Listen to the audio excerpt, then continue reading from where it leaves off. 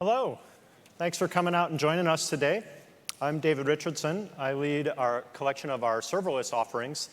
And like my colleagues Deepak and Ken, I've been lucky to be a member of the AWS team for quite a while now. So we were talking about this, and we thought we would try something new today. We thought we would share a little bit of our experiences at Amazon and about how we think Amazon goes about building software.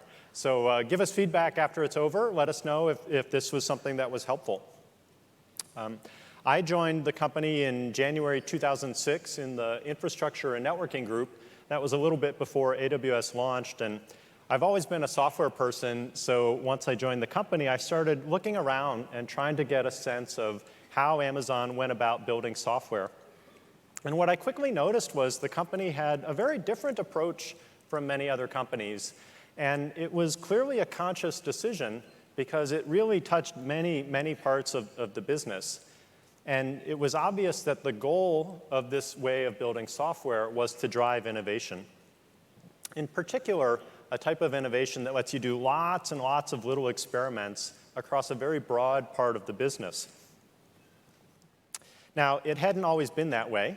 In the early days of the company, as I started to get to know some of the older software engineers, there had been one giant C++ hairball that was called Obidos, and one giant database, relational database called ACB, Amazon.com Books. And as you can imagine, that was definitely not an agile architecture. It meant that, and by the time I joined, there were many, many products beyond just books. If you wanted to add a new type of product, say digital goods, or a new physical product like CDs or housewares, you had to edit the same stuff that was also supporting the existing well-established bookstore. And so that was a high-risk environment, something that making changes to really could risk the business. And that's not great for driving innovation. So sometime in the early 2000s, the company started moving to what today we would call microservices. Back then, it was called service-oriented architecture. Now, you may have heard that Amazon's kind of a writing-oriented culture. Unfortunately, it turns out not a lot was written down about that style of software. So I was really excited later that year, I think it was in June 2006, the Association for Computing Machinery, ACM, published an interview with Werner Vogels about Amazon's approach to building software. So that's how I started to learn about Amazon's approach. And you could tell that it was not just a technology approach. It was a way to be able to combine technology, architectural decisions, but also organization design patterns and an infrastructure that could support building in that way, but most importantly, with a culture, with a leadership approach. And so the company started moving to that in the 2000s, and it started to take an approach where we would break down components of the architecture into very small services, where the idea is a microservice would just be responsible for one thing, because that could let you kind of move more rapidly, because you could better understand the changes you were making. And this was also related to a way to organize teams, to build teams. And we call that two pizza teams, where the idea is you can give a team a charter, ask them to own a problem, where the team's no bigger than about 2 pizzas to feed them. And these teams have some strong properties. The first is ownership. And I'm a Midwesterner. I really like this. It's one of my favorite leadership principles, because I think you just got to be responsible for stuff. And so the idea was, let's have teams be able to make decisions, but then also be responsible for the results of those decisions, to be accountable. These days, I think a lot of people would call this DevOps, where an engineering team is responsible for designing, for developing, and for operating services. I just call it ownership. And so that was a key aspect of these two pizza teams, where the idea was you could drive focused innovation. You could have an idea, you could spin up a team, ask them to go experiment and to figure out, does this idea have some legs? Are we going to get some good results out of it? Can we make some improvements on behalf of customers? And so they could go and build the microservice that would drive that and have the set of technical infrastructure to support it. So I think that this type of microservices approach is a natural fit for modern microservices that are built in a serverless way. Our goal with serverless is to really radically reduce the amount of infrastructure you have to manage, so you can really just focus on business logic without having to worry about how to compose a lot of these pieces together. So we're going to talk today about some common elements of these. I'm going to talk about some architecture patterns that we see work well for these types of microservices and the infrastructure that supports it. Deepak is going to talk about the operational model of running these sorts of systems. And Ken is going to talk about how you actually build and deliver the software that makes these up. Now, as I go through these architecture patterns, please keep in mind the infrastructure, the software services that are there to support it. Because the idea is, if you build in this way, the services from AWS are made to work well together in those patterns and should reduce the amount of non-business logic that you have to work on. Now, I think innovation requires change. And the easiest kind of innovation to drive is lots of incremental change, lots of experiments. That's much easier to do than to wait until you make one huge change. Because you can just get more iterations. You can learn faster by doing more of those. And that's where a microservices approach plays well. So you can iterate on each of those microservices at whatever pace of innovation you want to drive. And you can have teams that also can be staffed appropriately for the work that you want to do. Now, those of you with a software engineering background may be thinking, this sounds a lot like Conway's Law. And Conway's Law is an idea where your org design and your technical architecture wind up looking a lot like each other. And that's because really they're both about communication. If you think about what a team, what an organization has to do to make a decision, well, they have to communicate with each other. And the larger the team is, the larger the organization is, the harder it is to make a decision. There's just a lot of communication that has to happen. And similarly, one of the key aspects of a technical architecture is how you compose systems together. How you can reduce the amount of knowledge an engineer has to have to make one decision. So I think a microservices approach is really Conway's Law. It's really how can you have an organization that can make decisions very rapidly and have a technical infrastructure and a set of technical design patterns that can support that. So there are lots of different ways to build microservices. And we think there are kind of three key patterns that work well, especially in a serverless way. And so I'm going to talk about those. The first really are kind of API-driven request response applications. And I think of APIs as the front door to microservices. Actually, inside of AWS, when we talk about two pizza teams, we often talk about a hardened API as a requirement of a team. So we even think about APIs at a team level. And that goes to that organizing practice of the API is the promise they make to their colleagues in the rest of the company, and that shouldn't change very often. But behind the scenes, we want them to be able to innovate as rapidly as possible, to be able to change the implementation in whatever way makes sense for the business. And so that API, that front door to the microservice, lets them do that. Now, we've built a lot of microservices as part of building out AWS. And so we've seen that there are some very common patterns that show up truly just in the management of these APIs, not necessarily in the API itself, but in how you go about building and operating and managing APIs. And we've tried to provide those capabilities for developers in API Gateway, where the idea is we can take those lessons learned, and instead of every new microservice having to re-implement a well-mannered API, API Gateway can provide a lot of those capabilities. So it often starts with authentication so that you can control which customers or other microservices can use the API. And API Gateway is well integrated with Cognito and with identity and access management. There's also usually an aspect of resource control, and so API Gateway provides throttling. There's always some insights, some measurement and monitoring you have to do with your API. And so API Gateway has built-in support for Xray and CloudWatch and CloudTrail so that you can manage and monitor your API. But oftentimes, the API doesn't live in isolation. It lives in a network. And so you also have to have some controls about, call it network reachability. What network environment can your clients be in? What network environment are your backends in? And so API Gateway has kind of a full matrix of that.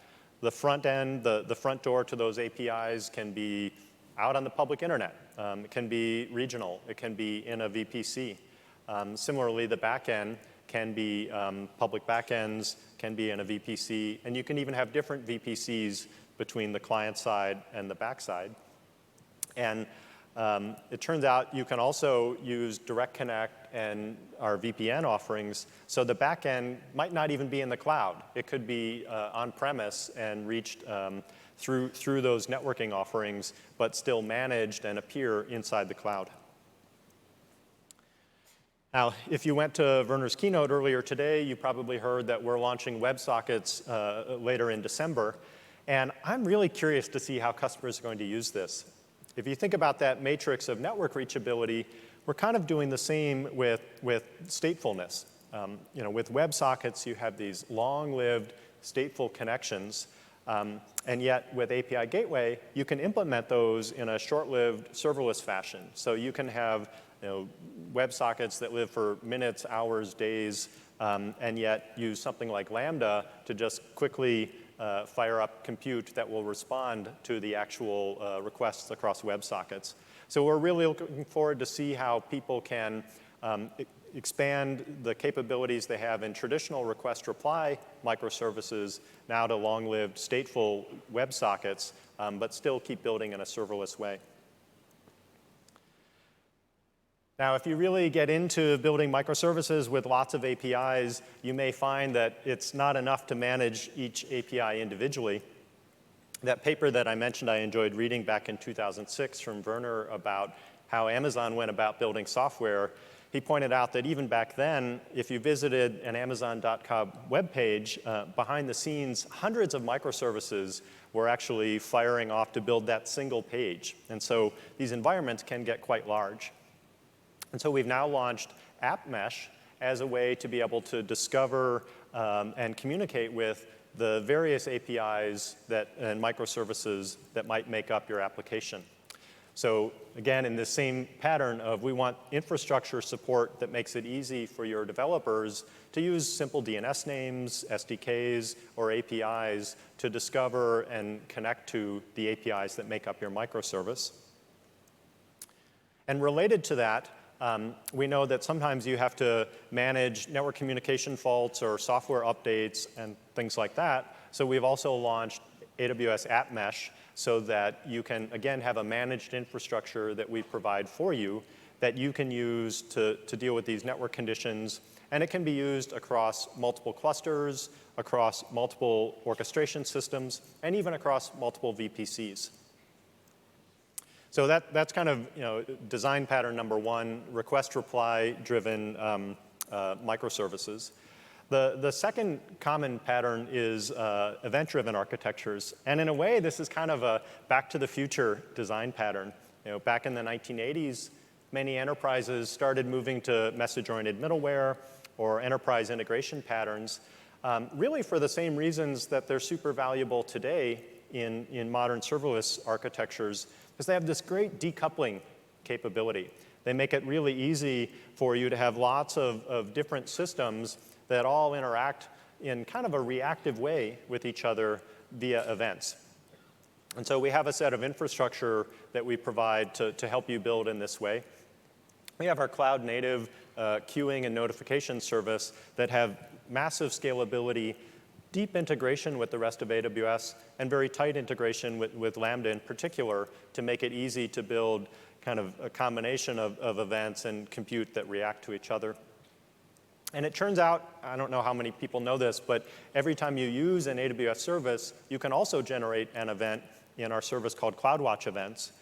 So these combined make it easy for you to build loosely coupled systems where you can have some action that triggers an event, that has some compute, that may trigger some more events, and so on. So it makes it very easy to evolve an architecture.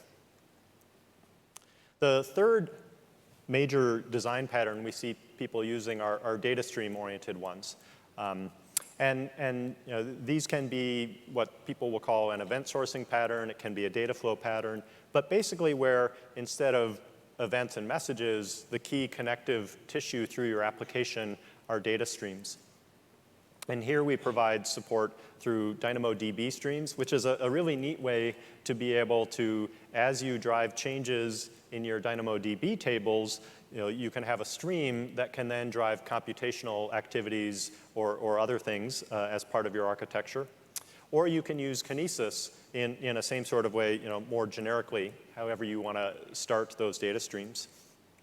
And in that same spirit of we want to make it easy to use these systems together, right before reInvent, we launched enhanced integration between Lambda and Kinesis data streams, which really is just to make it even easier for these to scale up and down with the needs of your business without you needing to do any of the work, and to make it more performant. Now, one thing that you've probably seen across all three of these design patterns is it's a lot of systems working together. I think that is a big change from more traditional monolithic architectures where you're now going to find you have a mixture of an event or a data stream or an API and some compute and usually some persistence storage together. And so another family of tools that we provide is something to make it easier to manage that coordination together. So we have a service we call Step Functions, and its sole purpose is to make it easy for your components to work with each other, to manage the workflow through those. And so earlier today, we enhanced that with integrations to many more AWS services. This is something that you could have done before. Even with step functions, you could have written a little bit of code that would be responsible for starting a job, checking to see if that job was done, maybe retrying it, and then eventually moving on. But now, with these enhanced integrations, you can just basically say to step functions what you want the workflow to be, and it will manage all of that. So the idea is let's keep simplifying the ability to build these API-driven or event-driven or data flow-driven applications without needing to focus a lot on the infrastructure.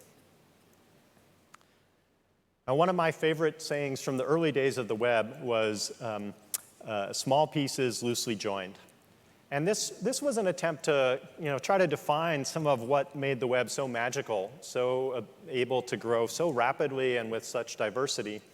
And I think it applies very well to these sorts of innovative, fast-moving architectures, that if you can take this same kind of approach to innovation, where you can do lots of incremental innovation, lots of experiments via a more loosely coupled system rather than a big, tight monolithic system, you're just going to be able to innovate and experiment faster. And so small architectures of small components that are loosely joined through things like APIs or events or data flows are going to make it easier to grow like the web compared to large monolithic applications and the big teams that's required to own and drive those. So that's a little bit about three architectural patterns that we believe can help drive innovation. And now Deepak's going to talk with you about how to operate these sorts of systems.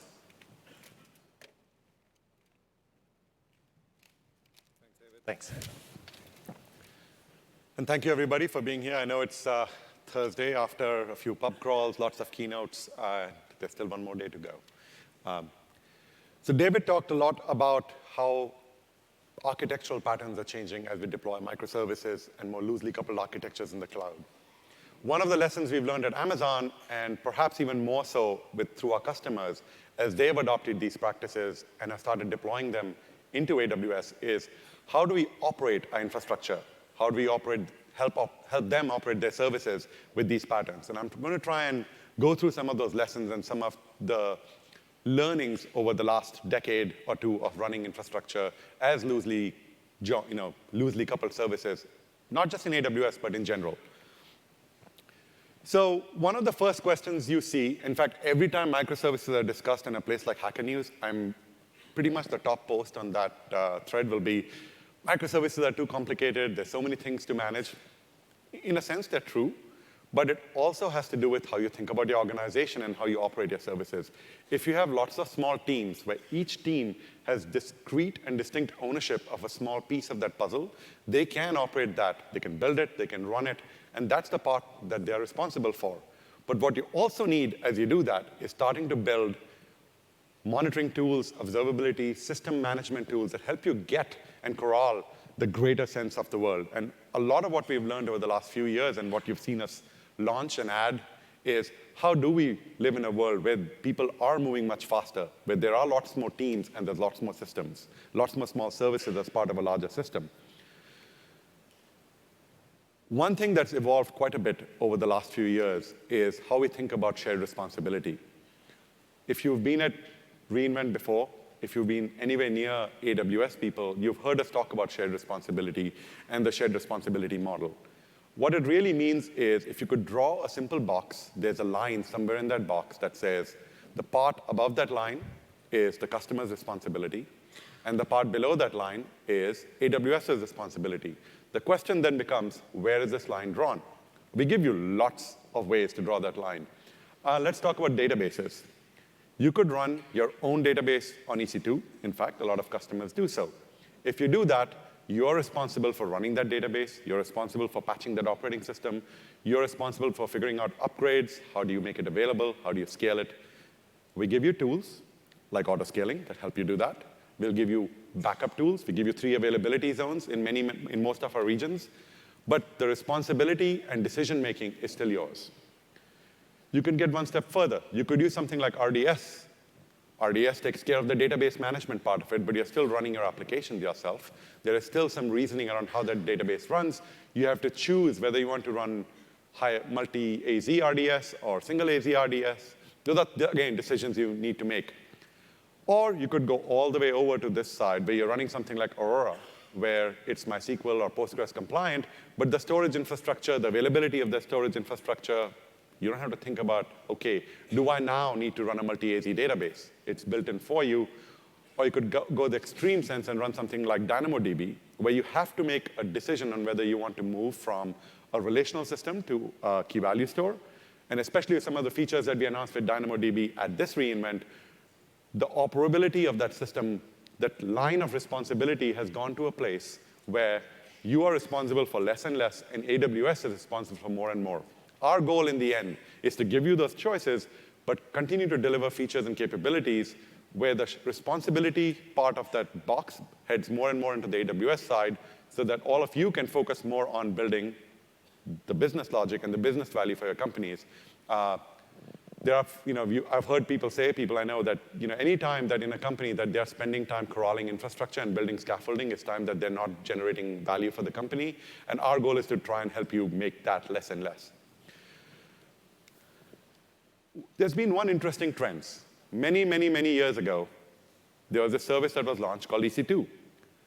What EC2 did, and one of the big changes that it introduced was it took the concept of a server and put an API around it. You could suddenly start it up when you wanted, shut it down when you wanted.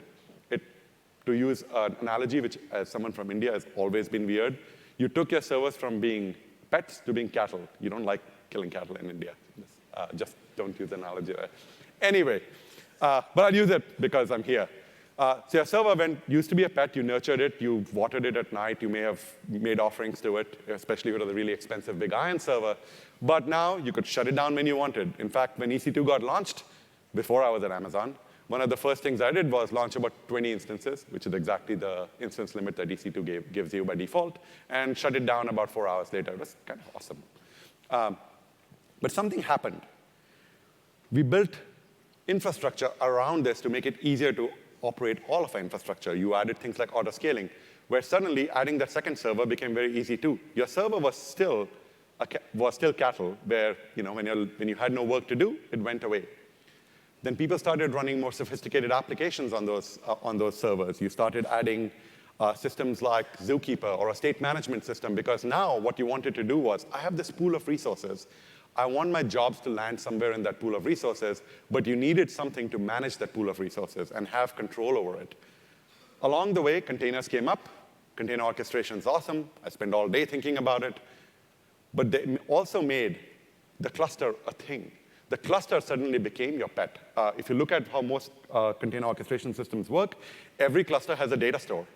Every cluster has a leader node, which you now have to think about. Should this node be running in 3 AZs? How should I manage my data store? Should I back it up? How do I back it up? What happens if one AZ goes down and there's a write going on at that time? Those are things that, over time, cloud providers like us provide managed services like EKS that take care of that part for you.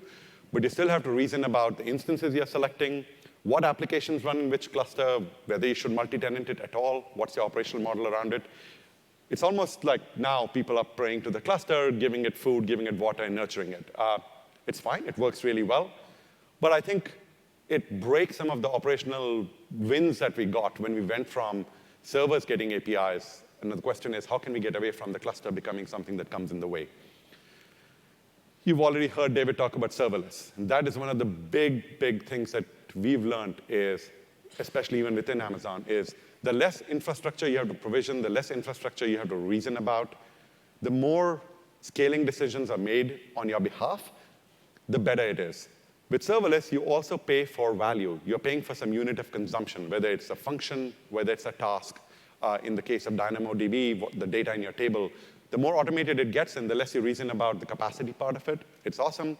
And then availability and security should be part of that system. Those are not things that you bolt on or have to think about. You should just get them by default. So at AWS, and quite honestly, you're missing a bunch of things on this. It spans many, many different categories of services, everything from integration, from data stores to compute. I'm going to talk about compute today. So on the compute side, we have 2 serverless offerings. The first one, and you heard a little bit about that, is Lambda. For the one person in this room who may not know what Lambda is, you define a unit of code as a function. You give it a trigger. When the trigger hits, something happens. As someone who has built services on top of Lambda, the fact that you can add some new piece of logic, you have a new routing service that you want to add, or there's an API that you want to add that takes care of a certain action, the fact that you can quickly do it in a Lambda function, deploy it, define the trigger that's going to make it active, and get it running without having to worry about provisioning, without having to worry about what the operational model should be, is pretty liberating. And you've seen all the capabilities that have been added to Lambda, both by AWS and our customer base over the last several years, 4 years since it got announced. There is another class of applications where you may want to have a little more control and say over how networks are architected, how services communicate with each other, what your packaging should look like. In there, your unit of work goes from being a piece of code to potentially being a set of container images that you've defined and stored in a registry. You can define some networking, but you don't want to think about how you take that containerized bundle and figure out where in some cluster you're going to launch it and start thinking about what a cluster should look like. In an ideal world, you should be able to define that and just deploy it. And that's what AWS Fargate is. And it's typically used for long-running services, but also for cron jobs. It helps you bring existing code over. You don't need to completely rethink your architectural and programming model. But the big part is it takes that pet, which was your cluster. It doesn't make it cattle. It actually just makes it disappear, other than just being an object on your dashboard. And essentially, what you now have is a recap of what I talked about with the databases. But in the compute space, you have a spectrum of where that line of shared responsibility comes. You can start off with EC2, where you get to build what you want to build. You even get bare metal EC2 instances now. If we wanted to slap on a hypervisor, you could do that, all the way up to Lambda, where all you're reasoning about is your application code. And I think as our customers have found, as many of you have found, that's become very empowering. Now, cool, we've taken a lot of the operational responsibility of running infrastructure away. But what happens next? You still have to develop code. That becomes an interesting roadblock. So one of the areas we focused over the last few years is to make development much, much, much easier for Lambda. Lambda today is serving trillions of requests every month for hundreds of thousands of active developers. So as more and more people adopt it, you go from the early adopters who are happy tinkering around, figuring out what to do, to more people who just want to get things done. And you want to reduce the barrier for them. So some of the new things that we've done, and I'll talk about this one today, and if you were in Werner's keynote, you heard us talk about it, is Lambda layers. Now, functions can share code. You can reference a piece of code in another function. You don't have to write something new completely. It's almost, in some ways, it's similar to how layers in a container image are stored, and you can reference them and build on top of it.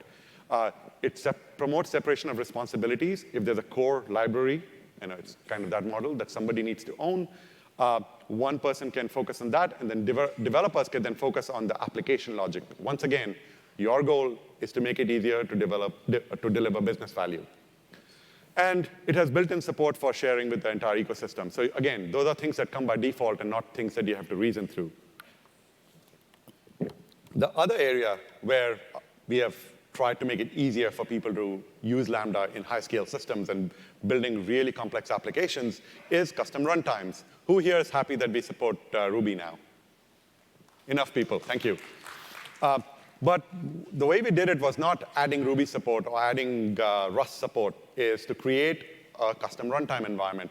The adding Ruby support was just a manifestation of the runtime work that we did, but it also allows you to bring things like Erlang, which partners can develop, other people can develop. So you essentially now can run arbitrary code on Lambda, and these custom runtimes are distributed as layers. So the layer and runtime parts work in harmony together.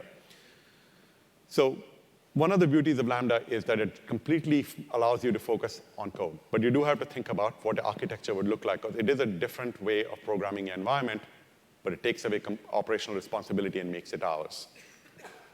With Fargate, one of the fun parts is you can bring your existing codes. You may have been running an application in a container orchestrator. You can just take those images and bring them in. You can reason about networks very much the way you have been used to, except some of the complexity of managing how you work within the network gets taken away. And what we've tried to do over the last few years is make containers a core primitive, much the way people think about VMs.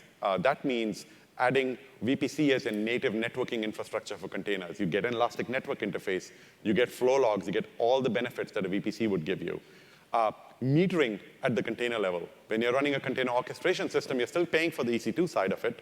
And now, even though we have added cost allocation, but you're not metering at the container level. With Fargate, that's where you think about it. And that's how you get billed. And then you build in things like service discovery. You build in things like, I'll talk about service mesh in a bit. Those all become part of this ecosystem that this containerized bundle lives in. And there's a few other things that we've launched. In case you haven't noticed, we launched secrets management very recently. We're actually planning to do a second rev of secret management support. V1 supported SSM. V2 will support secrets manager. We have tagging and cost allocation for those who want to do chargebacks and work in a company. There's a bunch of other features across the entire container ecosystem that we've added. But I think the big one for me is the deployment part of it and integration into the CDK. For those of you who don't know what the CDK is, Ken's going to talk a lot more about it. But really what we are working towards is making that operational model much more developer-centric than having to corral infrastructure and think about it in boilerplates of JSON or YAML. So we've talked about a bunch of features that we're planning to launch. I already talked about secrets management. We're going to put private link in everything. The goal, again, is make the container a fundamental building block that you can then build on. But because it's integrated with orchestration, the overall shared responsibility line still stays mostly in our hands. So one of the challenges, going back to one of the questions you asked, is, OK, there's hundreds of services running. We have customers who are running hundreds of services on Fargate, customers like Turner, who run many of the services with Fargate. How do you monitor them? How do you get control over them? How do you decide which service can talk to what and which service can access what? How do I make my deployment safer when there's this big system? Sure, I've done everything to make sure my service deploys safely, but there could be some impact somewhere else. How do I make sure that that's safe? Historically, the way we did it was when you had fewer services that you built a client library or some kind of code in your application. That library took care of figuring out what you were allowed to talk to. Your code had to understand that library. What it also meant was you pretty much had to stick to a single language across your entire infrastructure. That's fine when you have a few services. That's fine when you have a few teams. But when you have a large system where you're allowing people to experiment, allowing them to run, allowing them to write in whatever language they want to do, that becomes a challenge. So one of the things that happened in recent times was decoupling of this operational logic and the SDKs. The way it's implemented is you put a client-side proxy next to your code, typically as a sidecar in container land as a sidecar container, and then your application, your little service, just talks to that proxy, and that proxy is responsible for communicating with everything else in your infrastructure. So again, decoupling makes life easy in this world. This proxy also gives you visibility because it's collecting metrics, and with proxies like Envoy around, you've built in a lot of capabilities to give you control and visibility into your entire infrastructure. There's still one challenge. How do you manage the hundreds of proxies you're now running? How do you decide how they get configured over time, and how do you collect data from them? So for us, there's many systems out there. Over the last year or two, more and more people have built control planes to manage this mesh of proxies. For us, it's AppMesh, which was launched yesterday. And in preview, an AWS AppMesh is essentially a control plane for Envoy, where Envoy is the data plane. It allows you to define traffic rules. It allows you to figure out how your traffic is being shaped. Over time, we'll add end-to-end authentication and the ability to even configure things like ALBs and API gateways. But in the end, it's a service mesh for all your infrastructure on AWS, whether it's running in a container, whether it's running on EC2, whether it's running on Lambda and being fronted by a load balancer or an API gateway. But one of the things that we thought about as we did this was the typical model of developing and delivering this was in a cluster.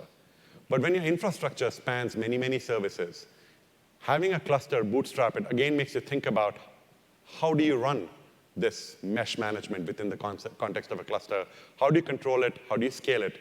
So over time, and this is something that Werner talked about a lot today, is you pull it back and you build a centralized control plane that can reason about everything that happens. We focus on managing the availability of that system. We focus on taking control of how we secure it, how we evolve it, what kind of features it supports. So hopefully, many of you are going to start using it, playing with the preview. It's up on GitHub, and it'll allow you to corral and get visibility into all these little services that you have running around all your applications. The other critical part about it is security. We want to get fast. We want to be efficient, but we do not want to compromise isolation. So perhaps it's something that most customers will never see, but in many ways, it's one of the favorite announcements that I've had at this reInvent is Firecracker. For those of you who didn't see the announcement, Firecracker is a little virtual machine monitor. The goal of Firecracker is very simple. How do I run lots and lots of little containers and little functions securely without compromising on, how can I run them fast and efficiently without compromising on security? And what it allows us to do is scale Lambda and Fargate and give you the kind of performance that you want. Again, in the shared responsibility model, you'll see us do more and more of these things to make sure that you can be comfortable that as you adopt these new paradigms, everything is working really well. So with that comes the next stage. You've figured out your architecture, you figured out an operational model, but now you actually have to build the code. So to talk about automating all the things, Ken Exner. Thanks, Deepak. Thank you. All right. So David walked us through some of the architectural patterns that we see in modern application development. Deepak took us through some of the operational models. I'm going to walk us through how we actually develop and build software for this new microservices serverless world. I'm going to try to answer the question of, now that you have this new distributed architecture of all these different pieces of functions and microservices and managed services, how do you actually develop and deploy that to production? 4 questions I often hear from customers. I'm going to walk through each of these 4 questions. First is, what's the deployment process look like? How do you release software in this new world? And how does Amazon do this? I manage the process internal to Amazon for how we deploy software, so I'm going to share some secrets about how we do this. Second, how do you now monitor and isolate problems in your architecture? How do you debug things at a system level? If there are problems in terms of latency or performance in some component of your architecture, how do you find that? The third question I'm going to answer is not just at a systems level, but at a code level. How do you edit and debug code in this new serverless world? Do the same tools work? Are there new tools? What's the EditCompile test loop look like? And then finally, I'm going to talk about how you provision resources and how do you model your application, and how do you make sure that you're following the best practices as you model your application for this new world. All right, let's start with the release process. David spent some time talking about monolithic architectures and monolithic organizational structures. This is what the process looked like at Amazon 15, 20 years ago. We basically had a bunch of developers working on a monolithic architecture, and then they would throw it over the fence to a manual QA team, a bunch of release engineers, and they would shepherd that out to production and hand it off to operations. It was a very cumbersome process. It was, at most, we could do one deployment a week because it was very expensive to QA the entire thing, to push this out to production. It was very inefficient. And things started to get better as we decomposed for agility. Things started to get better as we broke apart the monolithic organizational structure and started organizing into 2 pizza teams. Got a little bit better. Things got a little bit better when we decomposed the monolithic architecture into, there we go, into a bunch of microservices. But we still had this problem. How do you actually release software? Now that you have all these 2 pizza teams owning their own primitive services, how do you actually push this out to production? How do you manage that release process? We couldn't have thousands of teams trying to do this with a centralized release train model. So what we realized we needed to do is we needed to give these development teams their own tools so that they could release their own software, so that they could own their own release process, and they could shepherd these releases out to production themselves. And this is essentially how my team was born at Amazon over 15 years ago. This is the Builder Tools team at Amazon. Andy likes to refer to builders at Amazon. This was the Builder Tools team. And we were established to give developers, builders, tools that would allow them to manage their own release process. At first, we were doing a couple things. We tried to automate the builds. CI was very popular at the time, so trying to automate builds, connecting up the build system with the source control system. At the other end of the spectrum, we were trying to also give developers their own deployment tools so that they could deploy to production without impact to customers. So that was great, but we realized we still had a bunch of stuff in between. We still had a bunch of manual processes that we would take these build artifacts, move them across the different pre-production environments, do a bunch of manual testing. The deployment process was also fairly complicated and manual, even though we had these deployment tools, because you had to deploy across different AZs and different regions. And all of this was manual. So in traditional Amazon fashion, we looked at this and said, that's the production line that needs to be automated. So we set out to automate the entire process end to end, from source code check-in to the final deployment. And we started building a tool called Pipelines internally. This is over a decade ago. And Pipelines was this tool that allowed us to go from source code check-in to having everything deployed in production completely automated. A person wouldn't touch it or inspect anything anywhere in the pipeline. And this is how we started getting into continuous deployment at Amazon. Now, at first, people were a little bit nervous. It was kind of crazy that you would have this system that would deploy to production and no one would check anything. No one would test anything. It would just flow out to production. But what we started to realize is that anything that a person could do, anything that a person could check or manually inspect or manually test, anything they could do could be put into automation. And if we did that, we could do the same automation and the same testing every single time, no matter how small the change was. And that anything that someone could manually verify should be put into a script or into an automated test. So we started building up a bunch of tests, integration tests, a bunch of API smoke tests. Every team started having their battery of tests that would run against their pipelines every single time. Then we started getting into more sophisticated types of testing, started doing automated load testing, started doing synthetic monitoring, not only against production, but synthetic monitoring against pre-production. Started doing security scans. Along the way, we started to realize that there are actually good patterns and good practices for how to set up a pipeline. And we wanted to make sure that the developers were following the best practices. So we did a couple things. The first thing is we set up templates for how to set up a pipeline. Gave the developers at Amazon templates for what a best practice pipeline should look like. That, that define not only the contents of that pipeline, but also the shape of it and the structure. It should have connections to monitoring so that you can set up an automatic rollback. You should flow it out to different regions in a progressive way, fan out slowly. All these things were defined in these pipelines, in these pipeline templates. The second thing that happened, which was pretty impactful for Amazon, is that we realized that we could actually inspect these pipelines. And if we could inspect the pipelines, we could determine whether or not they were following the best practices. We could define best practices as a policy and run that policy against these pipelines.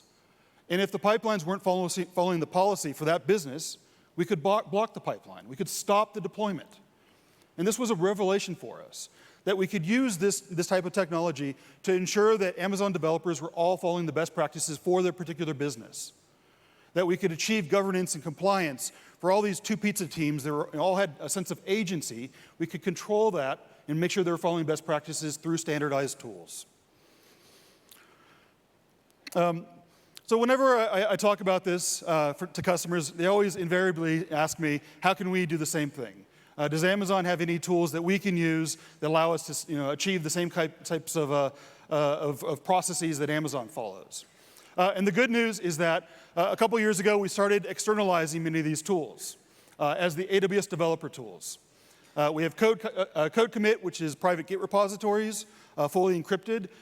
We have Code Build for building and testing your software. We have AWS Code Deploy to do the deployment. And we have AWS Code Pipeline to manage the entire release process. When we first launched these, we were mostly focused on EC2 instances and instance-based workloads. And customers started asking us, how about ECS and Fargate and Lambda? Our internal customers started asking us the same thing, because they wanted to use the same tools regardless of what compute environment they were deploying to, which made a lot of sense. Whether you're deploying to an instance or a function or a container, you shouldn't have to change your tools. So we started building capabilities that would now enable us to use the same tools to deploy to ECS and Fargate and Lambda. This year, I'm happy to announce that we've added support for ECR as a source action in Code Pipeline. And we've added support for blue-green deployment to Fargate and ECS with Code Deploy, so that you can use traffic shifting or blue-green style deployments with container-based services at AWS. We're going to continue to do a bunch of cool things in this area, especially focused on serverless and containers. So there's a lot more to come. One feature that I thought was super cool that launched earlier in this year that I'll call out was that we added support for config rules for Code Pipeline. And why this is cool is that it means that you can set up a policy in config rules, AWS config, that governs the structure and contents of your pipeline, which means that you can achieve some of the same compliance and governance that Amazon does. You can define policies for pipelines that allow you to control the shape and contents of a pipeline. The second question I said I would answer is, now that you have this distributed architecture of all these containers and functions and managed services, how do you isolate and discover problems in that architecture? If maybe you have some errors being thrown or some performance issues, how do you figure out where in that distributed architecture the problem is? At Amazon, we've been using distributed tracing technologies to solve this problem internally. With distributed tracing, you can follow the entire request path all the way down into the different layers of your application, the different components, to the data tier and back up. And you can figure out where the problems are. A couple of years ago, we launched Xray as an externalization of some of the tools that we've been using inside of Amazon. And what Xray does is it allows you to analyze and debug issues quickly, end to end, through the entire call path of your application, through every single component of your distributed architecture. There's a couple of new features I'm going to call out that I think are super cool. One is we launched Xray root causes yesterday. And what this allows you to do is do custom alarms based on filter expressions in Xray that you can use to identify an alarm on whatever custom thing you want to alarm on for your distributed application. You can use filter expressions to create these, very granular types of monitoring. The other thing that we launched support for a couple of weeks ago is API Gateway. We're starting to add support for a number of new services in AWS, but support for API Gateway was super important so that we could support serverless. So we now support Lambda and API Gateway, and if you're using API Gateway, you get Xray by default. All right, so that's how you monitor and debug things at a system level. How about at a code level? What's the edit, compile, test loop look like for editing and debugging code?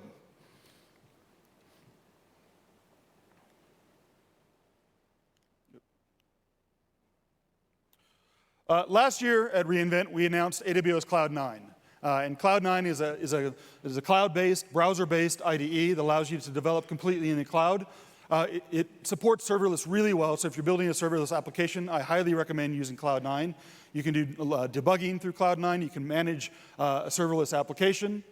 There's a lot of great things to be coming out soon for Cloud 9, so stay tuned.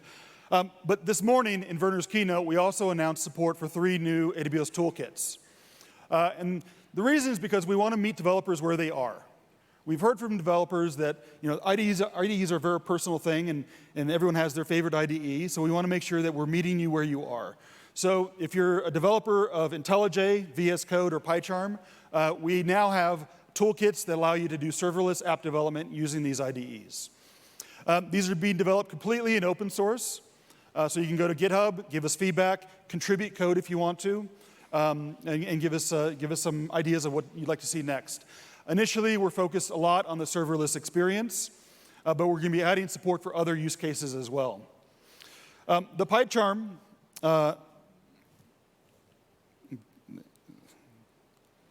there we go. The PyCharm plugin allows you to create a Lambda or serverless application, a new project. It allows you to do local step-through debugging in your IDE and deploy your application straight from PyCharm, which is one of the JetBrains projects. Super cool. So check it out and give us feedback. The fourth and final question I wanted to answer for you is, how do you model your application? How do you provision the resources? You have a lot of different pieces now. When things were all in one server or one EC2 instance, you might have provisioned that using a web GUI or a CLI. But as you have more and more pieces to your distributed application, things get a little bit more complicated, so you need a new way to do this. And that's where infrastructure as code comes in. There's a ton of reasons to do infrastructure as code. Not only does it help you define the desired state for your application and something that you can reason about in code, but it's also something that you can revision control, that you can inspect and look at your architecture in time. It's something that you can code review. There's a ton of reasons to do it. But one of the pieces of feedback that we always get from developers is that it's still a little bit hard. It's still a very low level. You're dealing with lots of JSON or YAML code that tends to be fairly low level and map to service APIs one-to-one. So it exposes all the configuration options. A good example is if you're trying to set up a VPC. There are so many configuration options for a VPC that you end up with thousands of lines of JSON code just to set up a VPC using CloudFormation or Terraform. So what developers want is they want a more abstracted, more opinionated way to set up AWS and infrastructure as code. And preferably to be able to do it in whatever languages they want, and not just in HCL or YAML or JSON. So we've been working on a new project called the AWS Cloud Development Kit, or CDK.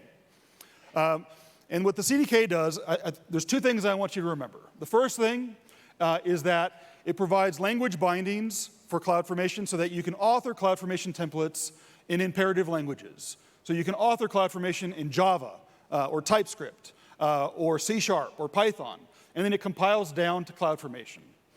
So it allows you to do whatever you want to do in whatever imperative language you want. We have more languages coming, but you can take advantage of inheritance and loops and if statements and all the other things that you would normally do in a regular imperative language.